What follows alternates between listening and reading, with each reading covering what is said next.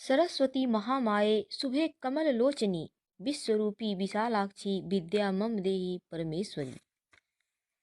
ज्ञान की देवी माँ सरस्वती का अवतार माघ मास के शुक्ल पक्ष के पंचमी तिथि को हुआ था। इसलिए इस दिन को बसंत पंचमी के रूप में भी मनाया जाता है और सरस्वती पूजा के दिन स्कूलों में, कॉलेजों में सभी बच्चे बहुत धूमधाम से पूजन करते हैं। इस देखिए, हम सभी की रसोई में हल्दी होता ही है, पूजा घर में भी हल्दी होता है क्योंकि बहुत सारे प्रयोग किए जाते हैं।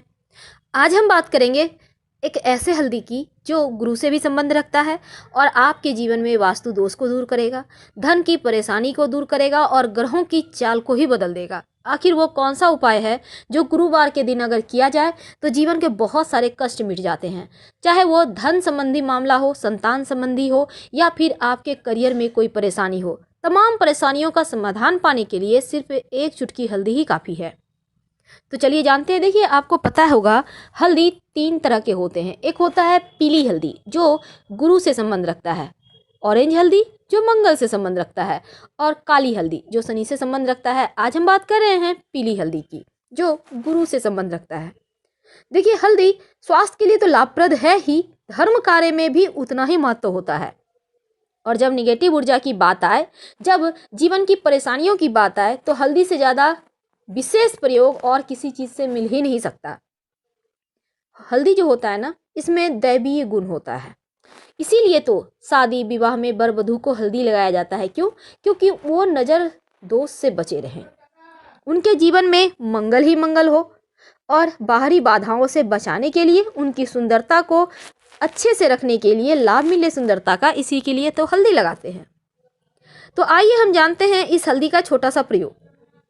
सबसे पहली बात, जब भी आप नहाते हैं, पूजा पाठ करते हैं, अगर नियमित रूप से भगवान सूर्य को 1 लोटा जल में 1 चुटकी हल्दी डालकर अर्पित करें तो आपका न सिर्फ गुरु मजबूत होता है, आपका जो विवाह वाला पार्ट है वो बेहतर होता है। वैवाहिक जीवन में समस्या हो या विवाह नहीं हो पा रहा हो या फिर धन की परेशानी हो, संतान की मुश्किलों हो या आप विदेश जाना चाहते हैं, आपके करियर की संकट है, हर एक परेशानी से आपको बचाएगा 1 लोटा जल में 1 चुटकी हल्दी डालकर अगर भगवान सूर्य को आप अर्पित करें तो।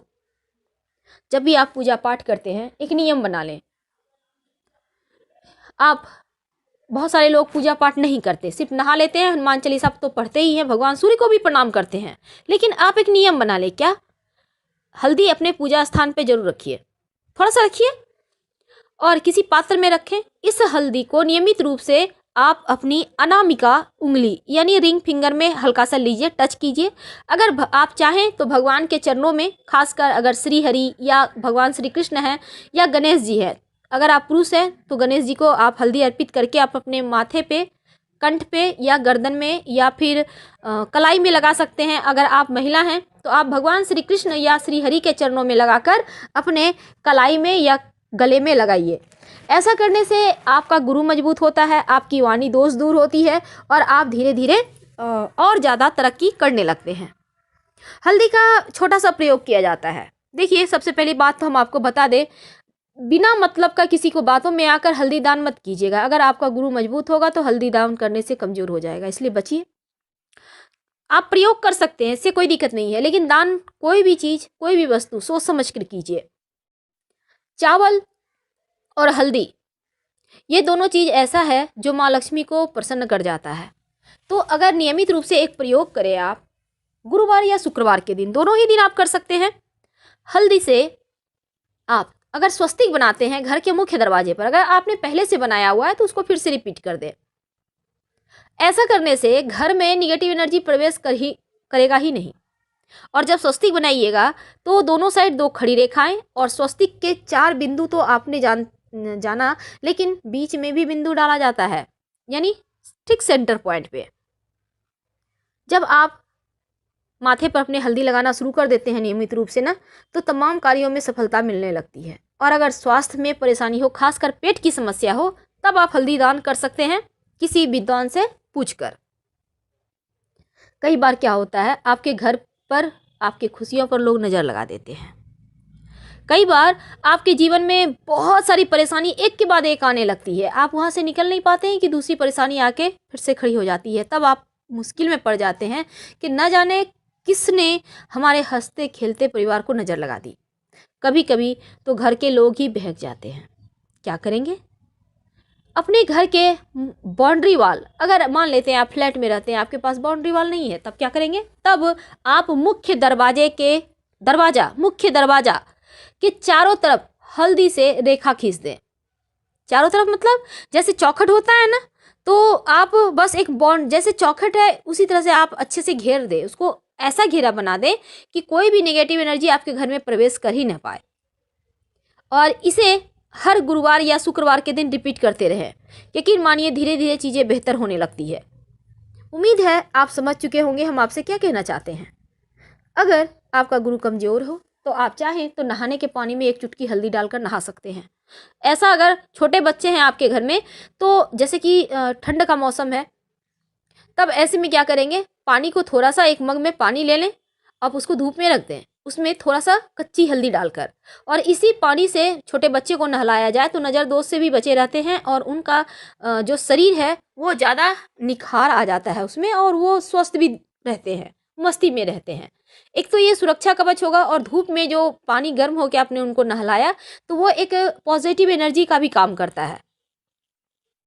माना जाता है अगर भगवान गणेश को कोई भी पुरुष नियमित रूप से हल्दी अर्पित करता है, गणेश जी के चरणों में या पान के पत्ते पर ही रखकर, या सिंदूर अर्पित करता है, तो उसके जीवन में कभी कोई परेशानी उसे परेशान ही नहीं करती। हम एक बार फिर से आपको कह रहे हैं, हम ये नहीं कहते कि आप बहुत पूजा पाठ करें। देखिए, बहुत पूजा पाठ आप कर रहे हैं, आपका दिमाग कहीं और है, बहुत सारे काम है, खाना बनाना है, बच्चों को देखना है, स्कूल जाना है, भेजना है, टिफिन तैयार करना है, तो आप पूजा पाठ करके फ़ायदा नहीं है। इसलिए बस दिल से प्रणाम करें। जब भी मौका मिले तो छोटा सा प्रयोग कर लिया करें, यही काफ़ी होगा। क्योंकि दिल से अगर आप एक भी काम करते हैं, 1 मिनट 1 सेकेंड के लिए ही सही, तो वो प्रार्थना आपकी स्वीकार हो जाती है। कई बार घर में छोटे बच्चे डर जाते हैं सपने में, कई बार बड़े को ही नज़र लग जाती है, सपने अच्छे नहीं आते, लगता है कोई परेशान कर रहा है, नेगेटिव एनर्जी है, कोई साया है। अब ऐसे में आप 2 हल्दी की गांठ अपने तकिए के नीचे मौली धागा से लपेट कर, मौली धागा वही जो कलाई में आप कलावा लपेटते हैं, आप उसको अच्छे से बांध कर अपने तकिए के नीचे रखें। 1 महीने के बाद इसको मिट्टी में दबा दीजिएगा। आप देखिएगा धीरे धीरे बुरे सपने भी आने बंद होंगे, और आपके जो सर के ऊपर एक बाहरी हवा है वो समाप्त हो जाती है।